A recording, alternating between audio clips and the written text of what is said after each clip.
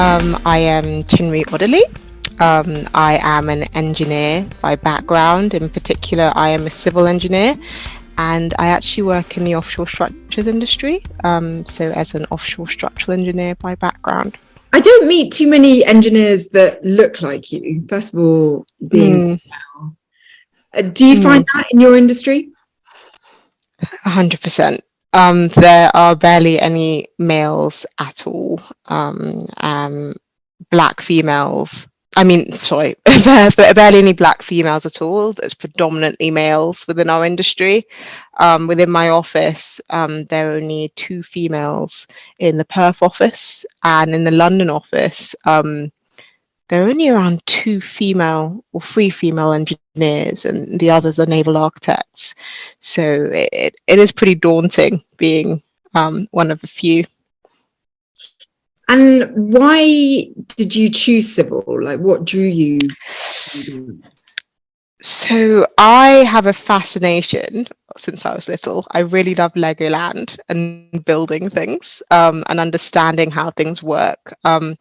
I read this book, and I think this is what really convinced me to go into engineering other than going to a theme park.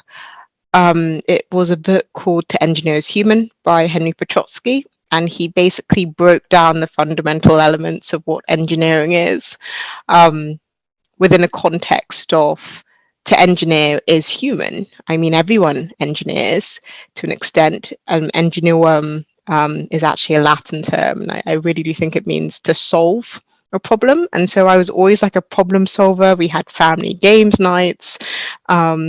We would play games where we would build structures with Lego and who can do it fastest without looking at the manual. And so then I just got really excited about solving problems in the real world too.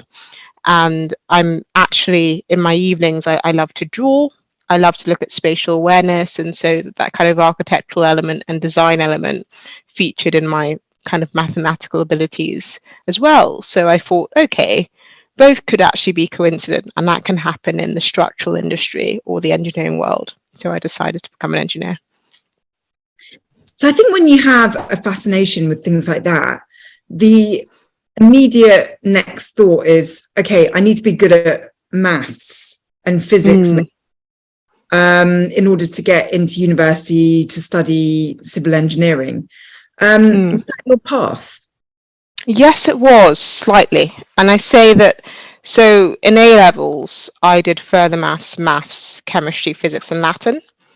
And I guess I know Latin seems like it's so out of context as well, by the way, and I'll explain that later. But I did like physics a lot, and I still found a lot of engineers did not do physics, but were able to very well do an engineering degree in civil engineering, because the physics that we were learning, I would say at A level, on projectiles and speeds was not equivalent to the type of engineering you actually practice in industry or you learn in university, and that kind of physics. Instead, you're learning statics and quite simple formulaic equations that are, I'd say, were simpler than A level. So you have a lot of people that have actually taken the route to bypass physics and purely are pretty good at maths and maybe design and spatial awareness and take on engineering. So I now don't think and what's terrible is I went in with a very kind of narrow-minded view that you must be good at physics and you must be good at maths in order to accelerate in an engineering career. And I will say you do need maths, it's fundamental, but physics, the kind of physics that you learn, I would say, within higher education, going on to university, is very different than the kind of basic physics and mechanics that you learn whilst you're doing your A levels. So I feel like people should not create these barriers to entry, because there's a potential for anyone to go into engineering. This is why you find a lot of apprentices learn as per on the job, and it's really important that you learn on the job, because industrial engineering is nothing like the engineering theory and principles you'll be learning in uni. There are all these terms, there's jargon, your variables change, your boundary conditions change, it's real life. So there should not be an expectancy to have the world look like it does in a textbook, because it's not like that at all. And there needs to be further conversations between hiring committees, I would say, in the engineering industry and those that are in higher education, so that they can really map out their structure within the education system and tailor it closer to what it looks like in industry. Because I really had to ask, when I was doing kind of theoretical principles and examinations, if it reflects on what I'd be doing every single day, and it does not. And now that I'm in a position where I hire people, I'm very much about, are you able to mold yourself within the career industry? It's not, do you know the theory? Do you know the principles? It's, are you able to use those basic elements in theory and apply them in a really weird and bizarre setting? Because the conditions change. And I think that there need to be further conversations with industry and the people that they're employing, because graduates and their know-how is absolutely nothing when they enter in. And it's because these conversations have not been had. You just get in and you're so lost.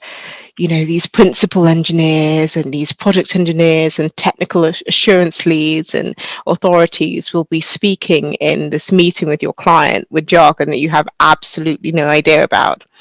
And if our university degrees were more tailored to industry, then it would be so much easier to mold us in, and the barriers to entry would not be as high as they are now within this economic crisis anyway, within the UK. So yeah, sorry, I went on a bit of a tangent, but I hope it's an interesting subject, because the word engineer encompasses so much.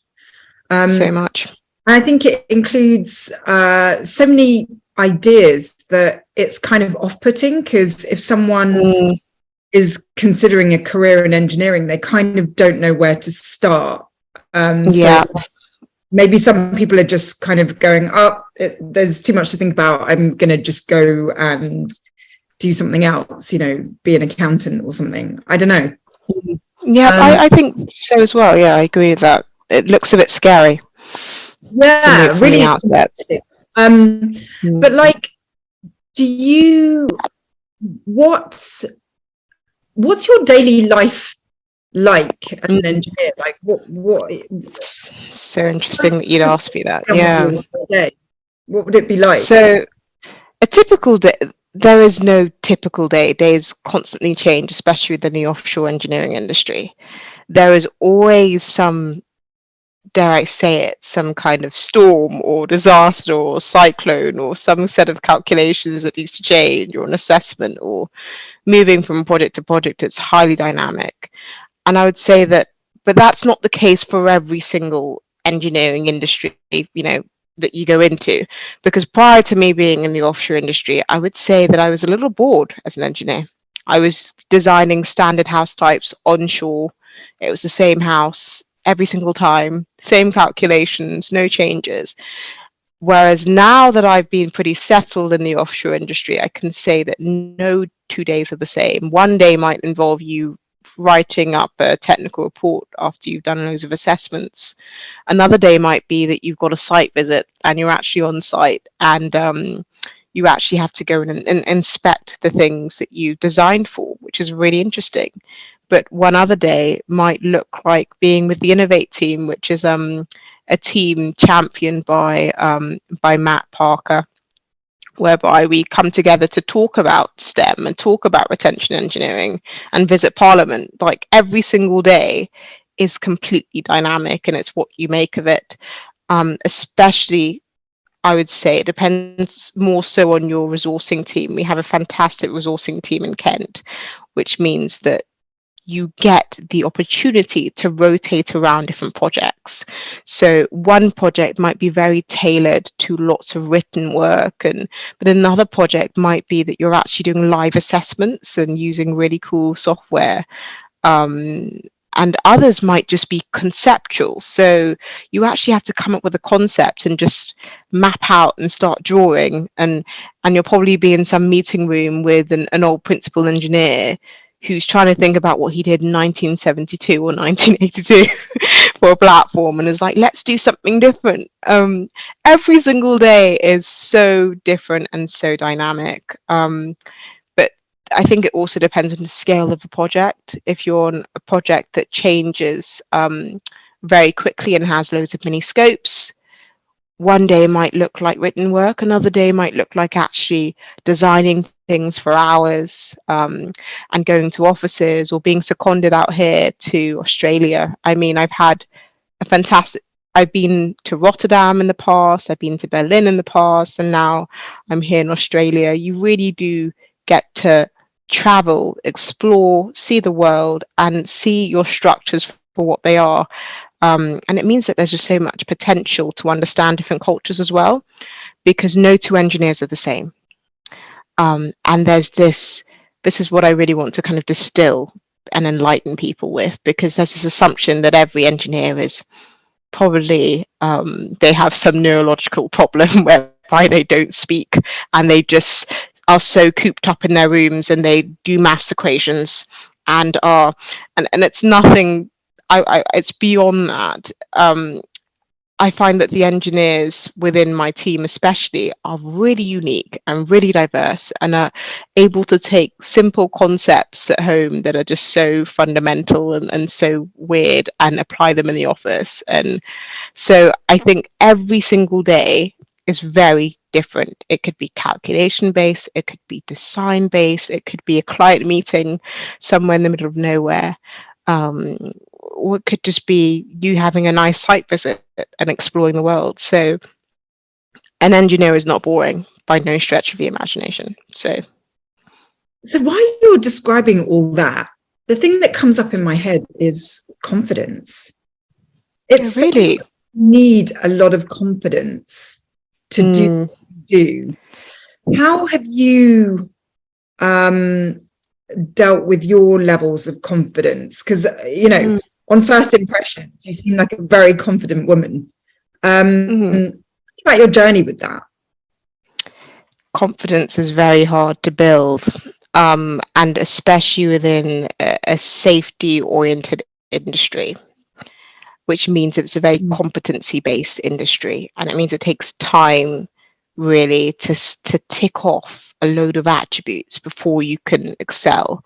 I would say in, for instance, banking, it's very easy to tick off a few steps before you're an associate or before you're a senior associate. Engineering is very different. You build confidence based on doing, based on practice, based on time.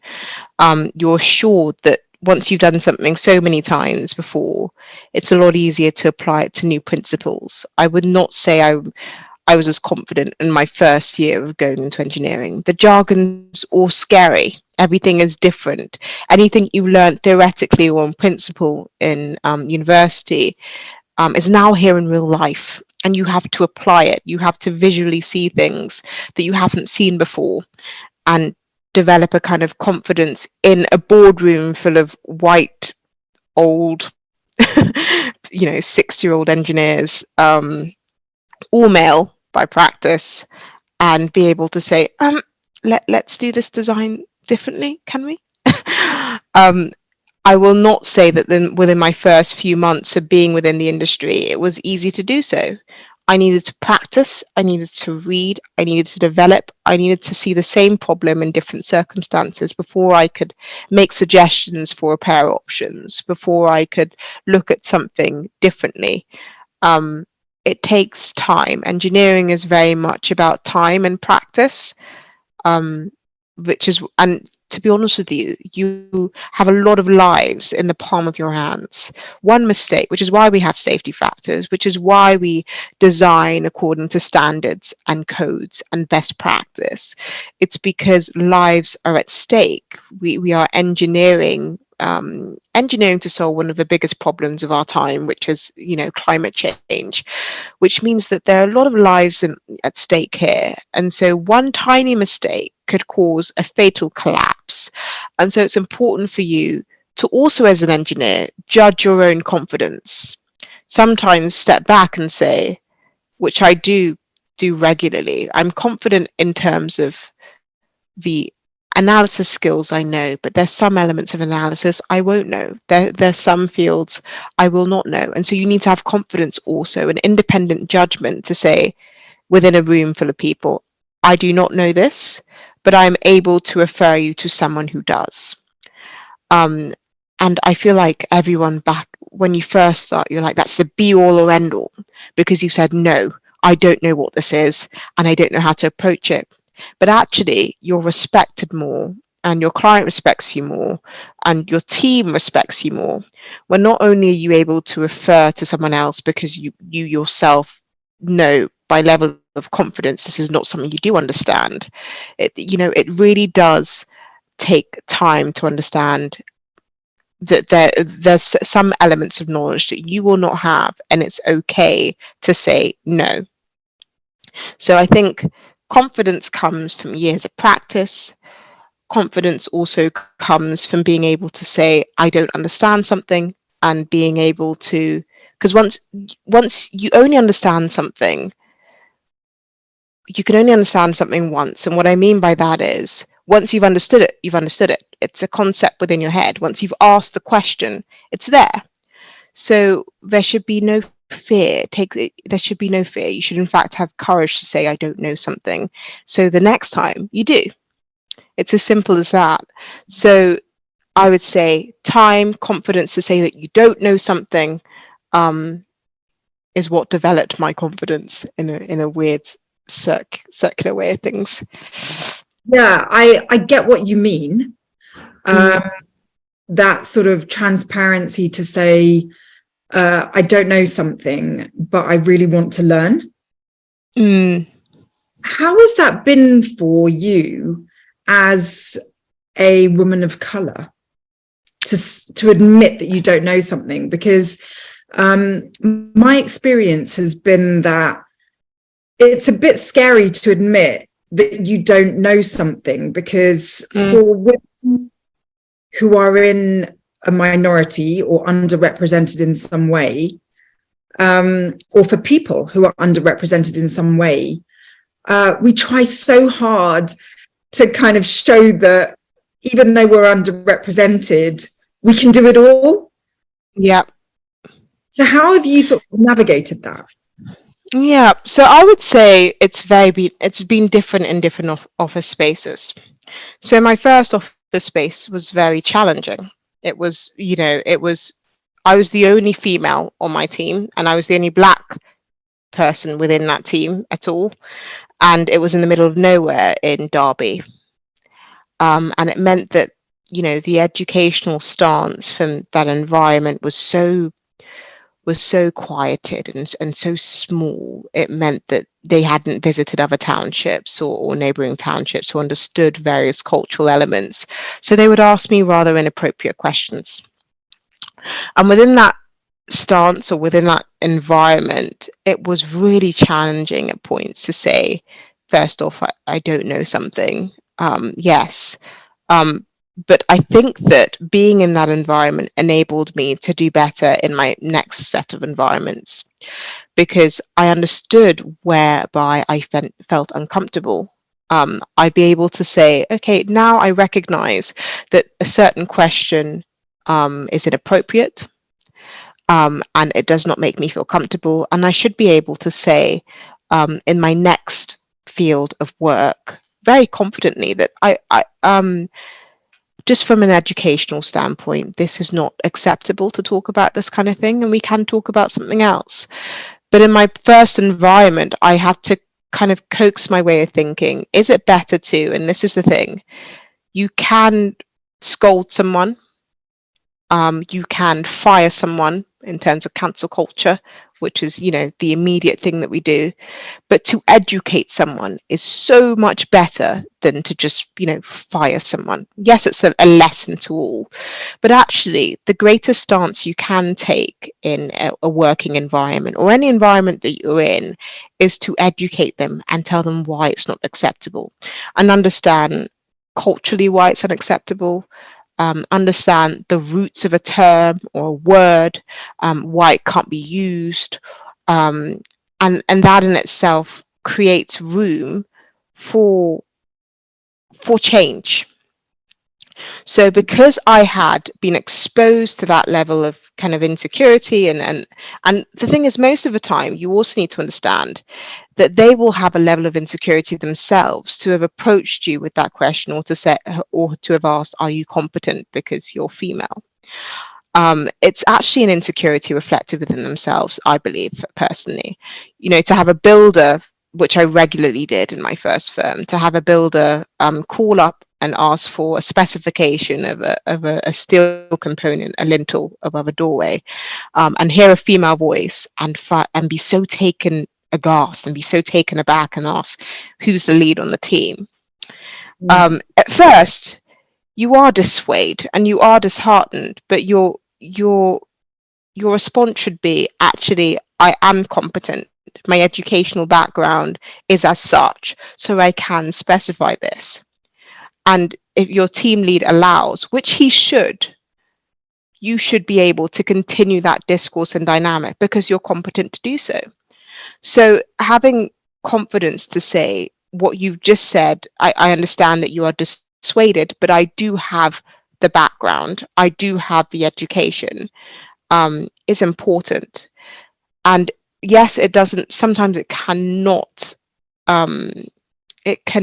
distill ignorance. It is very hard, especially when it's generational. But the more you show your level of competence and the more that you approach it with a level of grace, is so much better than to, you know, stick with stigma. And the thing is, these stigmic terms or stereotype, you know, I'm an angry black woman. I'm okay to say I am angry or I am upset when I am upset when I'm approached because they feel I have a lack of confidence or competence, sorry, because of my skin color.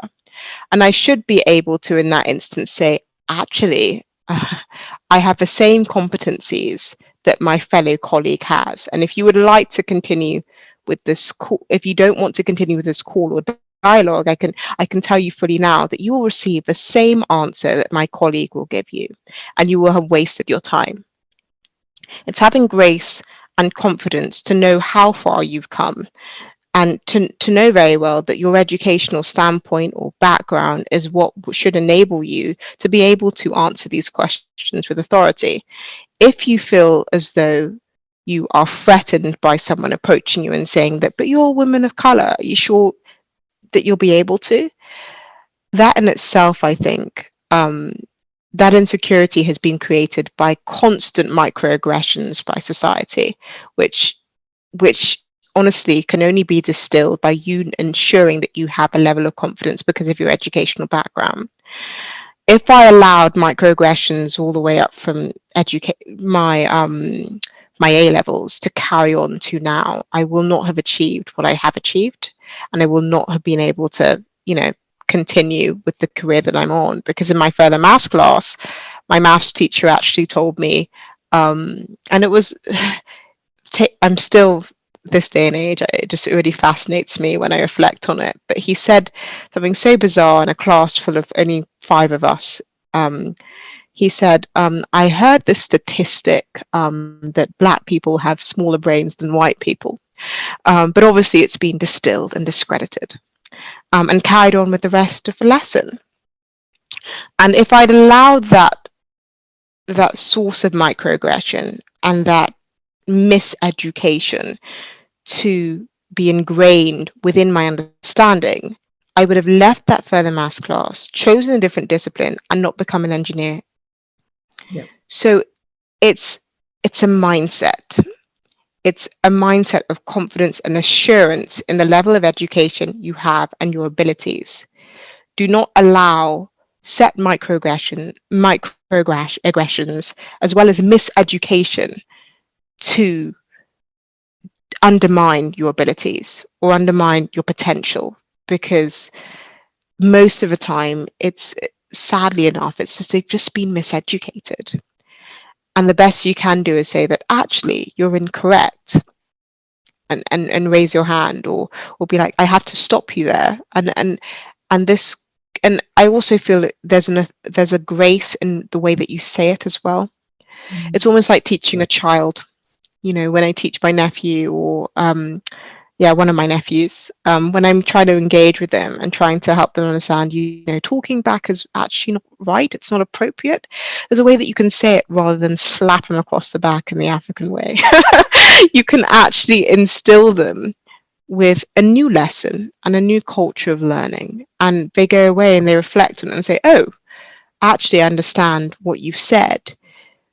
Hitting someone or scolding them or immediate, it really does not help. Education is actually our greatest deterrent against ignorance.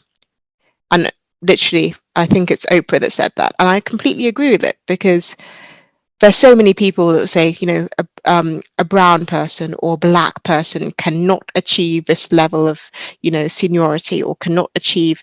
And these statistics, which are disheartening, and it's true, mean that you, as someone that's brown or someone that's black, will go away and be like, oh, well, if it's not possible, some people do this, and I understand why. If it's not possible, why should I try? But actually, why not be the statistic that changes things? When you're in a higher position, you're able to have a level of influence that no one else can, which means that you're in a pool and authority to say, this is not right. People need to be heard, and people need to be seen.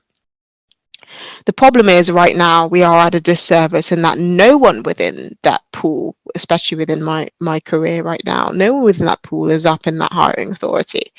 And the only influence or change or sphere of change that can happen is with me, or with people that are like me at this level. And so the only way that you can distill very kind of stupid and ignorant comments is to have assurance in your education and grace, and join as many STEM podcasts, join as many diversity campaigns, try and create as many webcasts and web campaigns as well within the business that reflect on Black History Month or a cultural day, so that people distill those those previous assumptions they had, or those thought processes, and move on from them. It will take generations for that to change. It will literally take generations, because our ancestors and previous generations have instilled very stupid misunderstandings, and I do believe that stems from xenophobia, and xenophobia, I believe, is the first original sin, where people are scared of something that's foreign, and people are scared of something that's new. And that happens in our work cultures, in our offices. Something's different from me. Ooh. Rather than something's different from you, the first question you should ask is, oh, I'm really interested about your culture. Can I ask about this? And there is a grace with which you can say it, whereby your understanding is opens up, and you're transparent about it. And it creates a better work culture. It creates a better world. So if someone does ask me a really inappropriate question, or it's just like, oh, because do you have many Black people that study engineering, or do you have many libraries in Africa? I don't snipe at them or give them a snooty. I actually say, actually, we do. We're Nobel Prize winners. We're just understanding your cultural background is a necessity, because it gives you confidence. Every Mm. single culture has something that you should be proud of that stems in that culture. You can say, so long as you've educated yourself as well, you can come with incredible arguments, incredible statistics as well. I always find that I'm in a family of lawyers and politicians, so they'll always be like, where is your evidence? Where's your evidence? So if someone does come up to me and says I'm anything less than I am, I can simply say, actually, I'm not. There's a misunderstanding there. My color has nothing to do with my level of understanding. It is my brain and my mind and my capacity to do the things that I'm doing over the years that I've done it. So it's confidence and grace to talk back, and education as well, being able to give people statistics and evidence as to why something they've said is wrong, enables them to understand.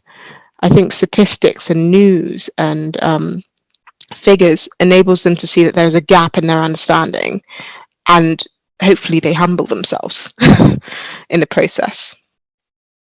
Yeah, I mean, while I'm listening to you, I'm hearing about a superpower. because basically,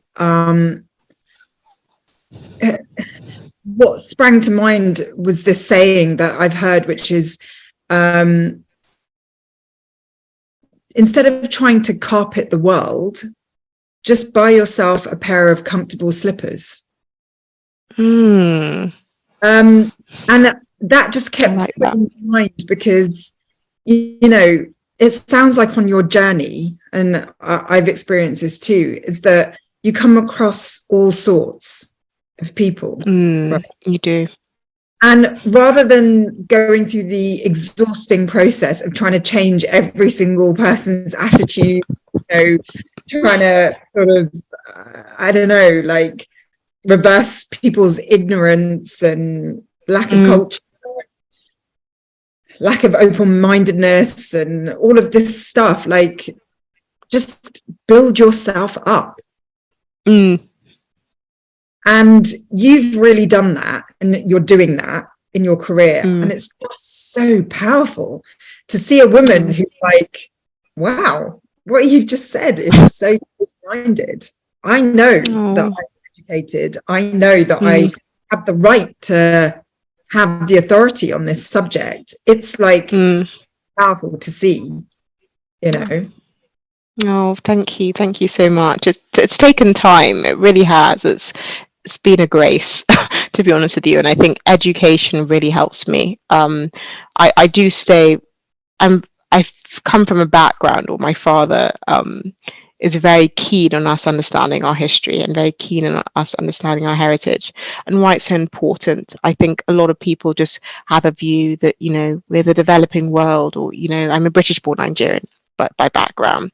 So in terms of Nigeria or West African countries or just Africa, there's always just this, you know, there's so much pain, and there's and yes, there's the disparity between the poor and the rich is just frightening. But to understand that there is so much wealth, and that our culture is so rich in its elements, that you should be proud of it wherever you are, is really important. And I faced this growing up. I'll be honest with you, as a British-born Nigerian, I faced this two-sided coin where one side I was brought up in an all-girls, you know, boarding school in the country with only white females, me being only black, and having obviously internal insecurities because of that. I didn't understand. I'd go back home and I'd be, you know, shrouded and just surrounded by my cousins and my family, and love my culture, and somehow feel when I go back, I have to hide it, and I have to be instantly more British and more safe, and safe hairstyles, mum, no braids, and safe this. And then I realized, actually, the more I read as well is really important, and I'm very glad that the government and then Parliament are ensuring that schools within their history incorporate Black history as well in some cases, which is brilliant. Because my school at that time, all I learned was, you know, World War One, World War Two, typical history lessons, nothing about my own culture. And my dad and my mum pled with me and said, listen, read these books, read Things Fall Apart by Chinwe Odili, read people from your own tribe, like read about what they've written about, learn about the Biafran War, learn about our history and our culture, and you will better understand yourself. You'll better understand what your own name means. And it means that when you're confronted in any situation around the world, whether I'm in Australia, whether I'm in the Netherlands, whether I'm in the UK, I can boldly say I know who I am, and I'm confident in myself, my abilities, my capabilities in terms of getting thus far, and can argue with passion and authority. So it's what's kept me understanding your culture, because a lot of people just condemn their culture as well. You find that whether you're British-born Asian, or you're British-born African, or you're, you know, British-born Jamaican, like, you find a lot of people are just so, and it's more so because of the way society as well treat you being different, or, oh, that's interesting. It's so interesting how your food is different. Interesting. And this interesting term comes a lot. within the context of things. And because you hear it so often, and you hear this kind of undermining tone, that's just kind of, yeah, under the water, you end up discouraging your kind of own culture as you grow up. And then you have a lot of people that are lost, not understanding themselves. And so when someone does interrogate them and does dismiss them, they're not able to corroborate or correct them in any way, or see that there's no validation of truth from what they've said, or see that it's unjustifiable, because within themselves there are insecurities. Because one culture, maybe our own culture, has rejected you because you're too British, and then the other culture has told you that you're too black to be part of that culture. Instead, I make the best of both worlds and say, actually, though I'm born here and there's so many elements that I admire here, I very much also admire my heritage, and it makes me stronger. Yes, there are certain situations that I cannot tolerate, and certain evils going on within my home country, but there's so many things I can be proud of. Having diversity means that you have innovative thought in processes, in businesses, in organizational cultures. It means that our network of understanding grows. It means that there's more potential for growth. If everyone is the same and everyone thinks in the same way, there's no room for your business to expand. There is no room for your business to grow. No two heads should be the same, and no two heads, I believe, should come from, the same environment. I think it's so important we have diverse cultures. It means that one person in the room might have a different understanding of a world and have seen something different compared to another, which means that their contributions are brilliant in their own way, because it means we can actually solve world problems. I remember we were doing a project for an asset near Kenya, and I'll use a different example. Actually, we were looking at a project in Asia with the human factors team, and what I didn't understand, which is I really should have understood, is that the cultural practices when you call someone on the phone is, if they're a junior grad or they're younger, they will refer to a principal engineer and they will call them auntie or uncle or sir. Because within that field, yeah, exactly. So within one culture, authority and seniority and age is very important to them.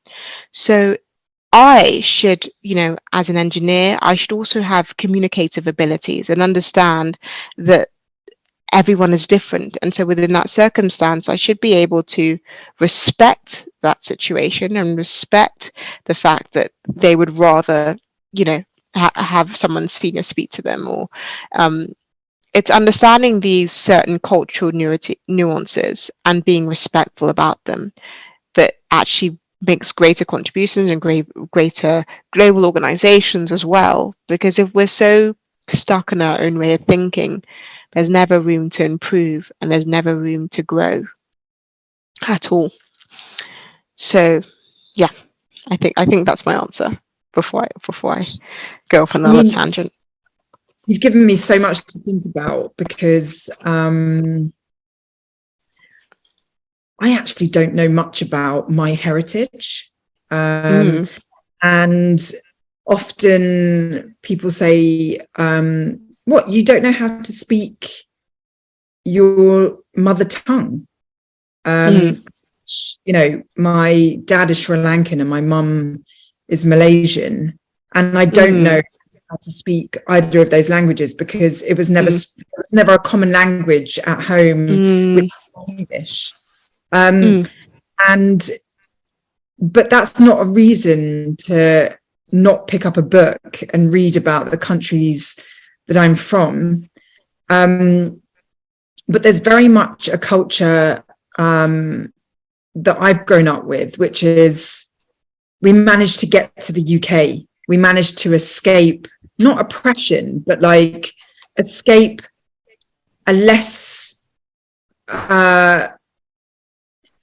rather than escape, we managed to get to a place that will offer a better quality of life, a place that will allow us to have better lives, allow us to work, to get an education, compared to where we've come from. And it was almost like this culture of like, let's forget about where we're from. Let's forget about all of that difficult life, and let's focus on being in the UK.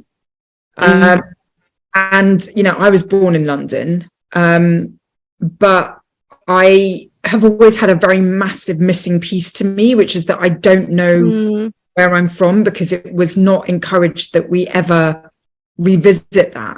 We're here now. We don't need to worry about where we're from. We can create ourselves whatever we want. And so there was this real culture of like, get the best education you can get, because that will be your identity, you know? And so listening to like your perspective and your parents kind of wanting you to be proud of your roots is actually a really beautiful thing, because that is what makes you so diverse and so unique and so special. It does.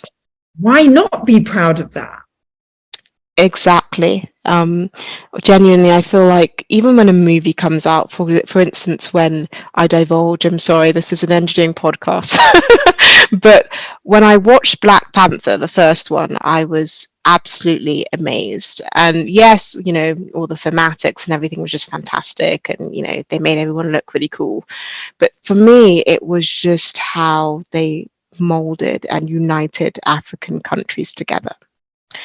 And also the fact that it was based on a Dahomean tribe of Amazon warriors that fought against white slave settlers in the 19th century, and they were this incredible, strong group of black warriors, female tribe, that went out with spears and decided to fight these invaders.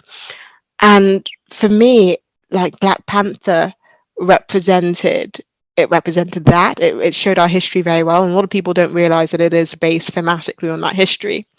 But for me, it just made me feel so proud of what especially Shuri, who is this fantastic engineer and this genius. I was just like telling my little sister that, see how brilliant we can be. I mean, to this day, I look for examples, I look for evidence. I say, to this day, no one knows how the pyramids are created. To this day, there's so many things that we've created, so many tools that we've created, and did so many incredible things that would make Marvel films, billion-dollar Marvel films, out of our lives and our history, that you need to understand. Because without being able to, you cannot, I believe that you cannot stop yourself from repeating the same mistakes that you repeated in the past if you do not understand your history.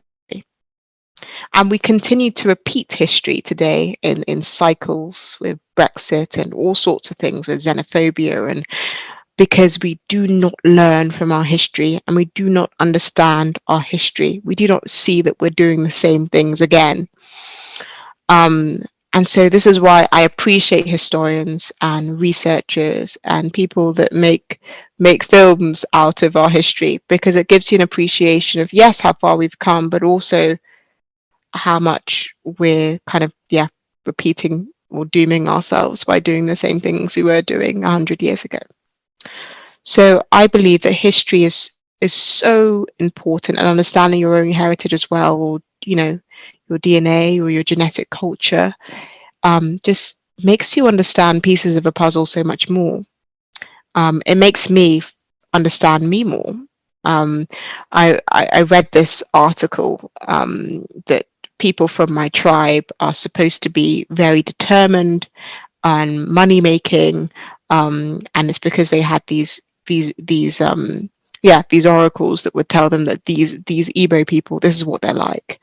And then I just started to kind of pull, and I'm by no stretch of the imagination into anything that has to do with star alignment or astrology, or I'm not that kind of person. But understanding that, oh, I come from a really strong people. I come from people that have that are headstrong and diligent and determined and work hard to get where they are, and are confident, made me all the more understand, oh wow, so this is who I am. And I should be proud of my heritage because I come from people that are like that. I come from stubborn people. Okay, but it's not good to be too stubborn. So self-examine yourself and see where there needs to be a change. Understanding your history, understanding your heritage helps you reflect and be like, oh, there's some things I've been ignorant minded about. Actually, what I've said here could be distasteful, or it could harm um, my way of thinking or harm someone else as well. So also understanding that there's another party, whether they're black, Asian, white, um, knowing that respect comes from both sides is really important as well. So yeah. How do you deal then? Because it sounds like you have a very clear idea of what you know and what you don't know, and what you want in terms of change. How do you deal with being blocked by ignorance? Because we've talked about how we deal with handling ignorance with grace and with confidence. But what happens when you literally can't get through because of generations of just, nope, sorry, we're not doing it that way? Like in engineering, there's standards and regulations which will not change because they're based on historical development. And you just know that it's not the right way to do things. I mean, you often are going to Parliament, how do you deal with just being blocked towards progress? It's really challenging. How do I deal with this?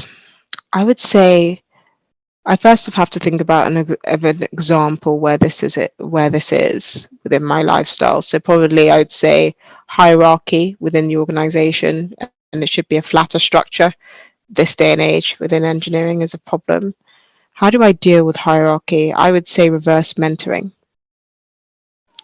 I think that reverse mentoring, when there's an absolute block and that person does not want to listen at all, the only thing you can encourage to team leads, to directors, to senior management, CEOs, hiring committee, is encourage that they enforce reverse mentoring, especially when that one individual or group of individuals does not want to learn and see that the world is changing. I think that blockage as well, if reverse mentoring can't happen within your business, I think the only way to deal with that blockage is writing about it. Well, for me, I'm a writer. So blogging helps, talking helps. Also speaking to mentors is highly is really important, because speaking to mentors enables you to see whether they, and I don't say go with a mentor that looks like you, but I do believe that having a mentor that has been through similar issues and understands your background and the struggles you faced is very important, because not only can they, identify with them, they're able to give you tools which enable you to understand how you can approach them. So I would say speaking to your mentors is really important. I would also say writing about it is very important, but in a safe way. Encouraging your business as well to enlarge their belonging, inclusion, and diversity teams, and being an advocate or representative in some ways, and an Eden-eyed champion is really important to start to break down these blockages within your business. And I would add that patience. Patience. Because what I've found over my career, I mean, let's just call me middle-aged. What I found is that sometimes I'm up against really senior people, you know, the aunties and uncles that you talk about in Asia. Honestly. Need to sort of respect. Yeah. Also seeing much younger people doing things differently in a really refreshing So refreshing. perspective, and respecting that, even though they don't have decades of experience, like they're recalibrating the way we do things in a good way. So it's kind of like when you're sort of middle aged, as in you're at an age that's in the middle of senior and newcomers, it's like learning to have respect for all those perspectives, then having patience on top, because it's like the amount of times that I've been condemned for doing what I do because I'm just being so radically different.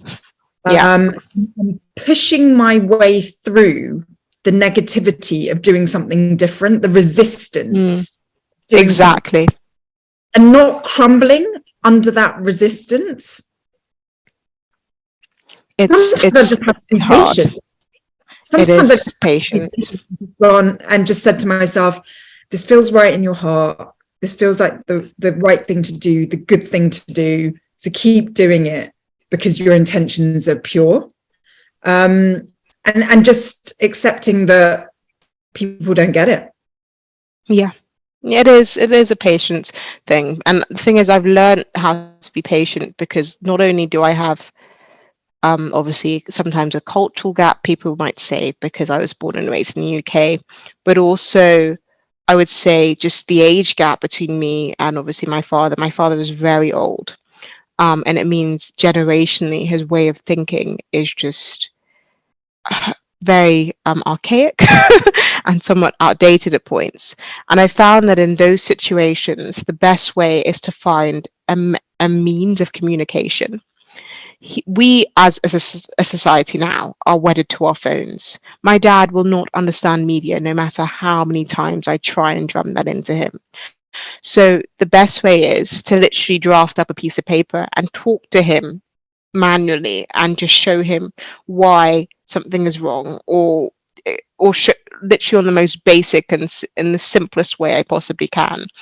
And sometimes it literally just takes understanding the means of communication that you're dealing with. And so yes, it is patience, and patience really is a virtue, which is why they say, you know, you have engineers come from all different backgrounds. You have some really bright, so there's some engineers that perhaps might even be on the spectrum. They might be brilliant and autistic. So they might have a means of understanding something super quickly and be like 10 steps ahead of you understanding a calculation. And then it takes patience and just asking the right questions and slowly getting there, because questions will enable you to understand other people's thought processes as well. Why do you think that way? Why don't you want to sit next to that person? Why don't you? This is like dealing with a child. Again, I always say this, but with children, they kind of see the world in black and white. And sometimes they will literally just ask you loads and loads of interrogative questions and be super inquisitive. But why this? But why this? And that's actually helpful because you get to the root of the issue. For instance, what if a child, and you know, God forbid a child says, I don't want to sit next to this person because of, you know, their skin color or something. You start to degrade and just disintegrate that chain of thinking by asking first why. And you go down and you keep on disintegrating, and then finally they understand why their logic is incorrect, why they cannot think that way, and the child learns and the next generation learns too. It's really as simple as that. Patience and having the time to ask the right questions and to continue to ask those questions. And also, I know it's very hard not to be offended. It's very hard not to take offense when things are just right in front of you, or you're being blocked, or but you need to understand that some people just have a lack of understanding entirely, a pure lack of understanding, and it's up to you to understand what their means of communication is. And I know it's a burden. It really is a burden that's been put on and placed on us, and we sometimes say, why should I have to? I'm angry. But it's important that you do, so that the next person next to them also learns, and it just becomes like a domino effect. The next person also learns, and they take that back to their homes, and they enable a culture that understands more. Otherwise, you just allow them to be stubborn and angry and lost and go back and repeat the same judgment and thought processes, and there's no improvement and there's no change. So adaptability is key. Yeah. I would add to that there's also like some really dominant, monolithic, monopolized thinking that is like, you know, they are what set the standard right now. There's also these tangential kind of change makers, trailblazers, pioneers, start-uppers, you know, and team with the people that get you, even if they're in a minority, because by teaming up with these radically different ways of thinking or just refreshed perspectives or whatever, one day they will become the monopoly. But if you don't team up, they can't gather speed, you know, they can't gain that momentum required to knock those dominant forces. And in talking to you, like, you know, I can really see why your uniqueness can bring about change in Parliament or otherwise. I can see why it can bring about change. And it's, you know, I just see this like point of light that can just, you know, become a floodlight one day. I hope so. That's really my hope. I really do want to build allyship. And I think that the only reason why there is so much stubbornness is that, I say this again, our original sin is just fear of something new and fear of change. If we've done things the way they've always been done, and this is what my senior engineers say, if we've used the same software for how many years, Chi, we just need to continue to use the same software. And it's just like, but processing time and computational time and competitors, you need to think about other aspects. Our competitors are using innovative tools. They have also decided to expand and employ outside of the UK. It means organizations have a greater pool of innovation and minds from other cultures, which is incredible. And you just build your diversity hub, and so giving them a pattern and just showing them on the board, this means this, and this means this, and this will peremptorily mean this for us, is what you need to do. And it takes patience on a drawing board. It really does. It takes patience to to speak to older generations too, who aren't wedded to their phones and aren't wedded to the new technical world and technology. But if you are willing and able to sit down with that person and enable them to see the root or the causal relationship between two variables, they surely will understand. So, and you know what, you've done your bit, you've spoken up. That's already a massive leap, you know. Exactly. And I truly believe that speaking up is key. You've talked about the confidence to be able to speak up, which comes from within. We've got our own responsibility to develop that confidence to be able to speak up. And then once you've spoken up as loudly as you can, you do have to take your hands off it and just let things unfold. And that's where the patience comes in. But, you know, what's key here is that you've spoken, you know, you've shown space, you've shown what you're capable of, you've shown your vision, And that's really all that can be expected of people like us who are underrepresented. It's just so empowering and empowered as an approach. And I've just been so massively inspired by hearing you and the opportunity to interact with you, because just conversing makes me more assured of the things I'm trying to do through listening to the things that you're trying to do. It's really solidifying. And there's like a million more things that I wish we could have talked about, but we've run out of time. And I mean, gosh, topics like juggling all the different dimensions of being a woman whilst in a very male-dominated society, and don't get me started. Exactly. Honestly, that's like another episode. Honestly, do you have a quick last wrap up of how you last wrap up? I think just I would inspire others to obviously continue to just educate yourselves, continue to learn and progress and open your minds. The more you do, the more you'll see the world so much more clearly. And it will enable you to relate to other people, because to relate to other people means that you develop so many fruitful relationships across the board, and that will enable you as well to build your organizations and build cultures that are more conducive to this type of society we have now. Don't be scared of other people. Feel there's a grace in definitely trying to approach people with all transparency, and try and build real allyship. Try and build real allyship within your firms. You should have people that you are able to talk to if you don't understand something. Don't be colorblind. Be open to discussion. Embrace all ethnic backgrounds. Embrace differences. And no two experiences should be the same. You should understand that Black experiences aren't synonymous. You need to bear in mind that Asian experiences aren't synonymous.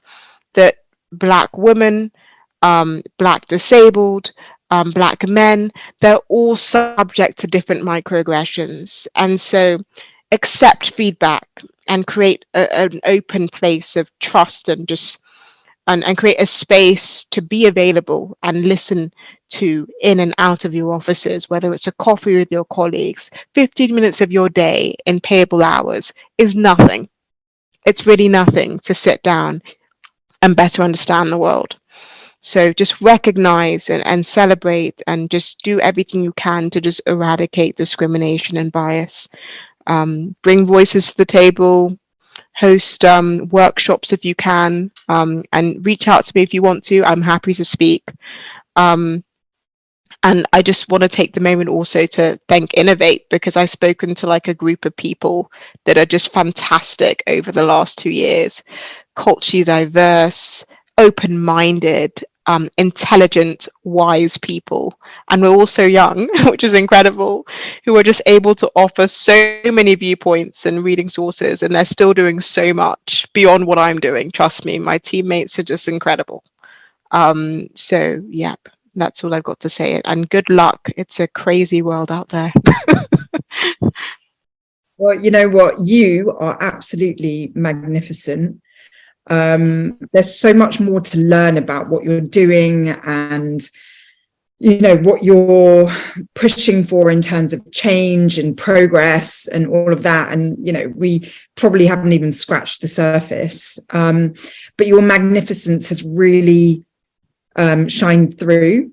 And I don't know, even just in the hour, you have really uplifted me and probably my audience, if I can speak for them, because what I walk away with after hearing you is that it's possible.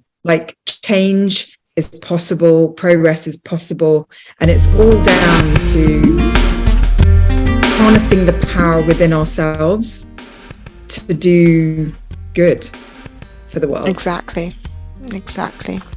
Definitely. It's all down to ourselves. Thank you so much, Lily. Thank you.